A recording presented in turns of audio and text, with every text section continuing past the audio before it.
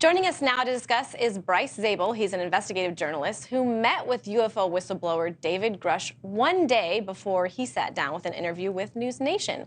Bryce, thank you so much for joining us. You know, if I'm not mistaken, there hasn't been hearings on UFOs since the 1960s, so why now? Well, hearings are starting because there's things to talk about. I mean, if you think about it, we've had 2 hearings already, but they were kind of what people like to say nothing burgers, in that they weren't exciting. They were trying to explain the whole thing and explain it away. This hearing, because Congressman Burchett is in charge, is apt to be a whole different thing, because he's clearly on the record, as you just pointed out, for wanting to get to the bottom of this enduring mystery. And the only thing I would say is this is not a new story that just started happening in the 2000s or even more recent than that. This goes back to World War II. These things have been reported for a long, long time, many, many decades. And so it's actually long overdue for us to start having these hearings. And as you pointed out, the last time we had a major one before this run of 3 was 1968. That's 54 years by my recollection. Okay, so who are we going to be hearing from? Why now? Why is it so important? Burchett has 3 different people here.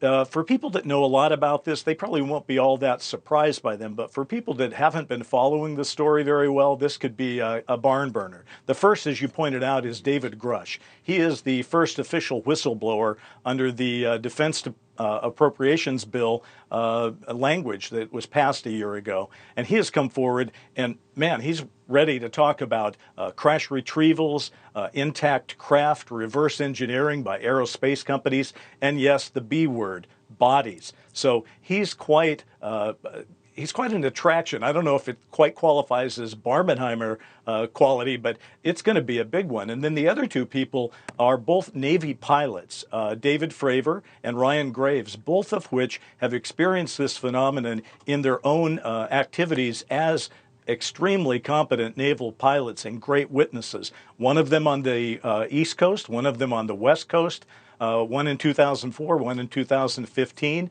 David Fravor saw the famous Tic Tac, that is the long Tic Tac shaped object that had no wings, no visible means of propulsion, no heat signatures, and yet was able to go from 80,000 feet to sea level in less than a second. And the other, Ryan Graves, saw what amounted to basically spheres, gray spheres with cubes inside them. I know that sounds outrageous, but how do these things fly? How do they keep up with our FA-18s? These are good questions that I think some of the representatives on the panel are going to want some answers to. I think you had a question, Scott. Yeah, Scott Bolden here. Bryce, you know, these congressional hearings and the witnesses, but is that enough to get to the bottom line? I mean, wouldn't an investigatory committee or the Pentagon or a presidential commission that has subpoena power really get to the bottom of this? Oh, I think we do need more. I look at this as just a predicate for what's to come. This is sort of establishing the baseline. Grush is there, of course, because he's been in the news so much, frankly, because of the NewsNation coverage of the last couple of months. The other 2 have been able to tell their stories freely and publicly, and so they'll tell their stories again. But there's no question whatsoever that we need more investigations, we need more data collection.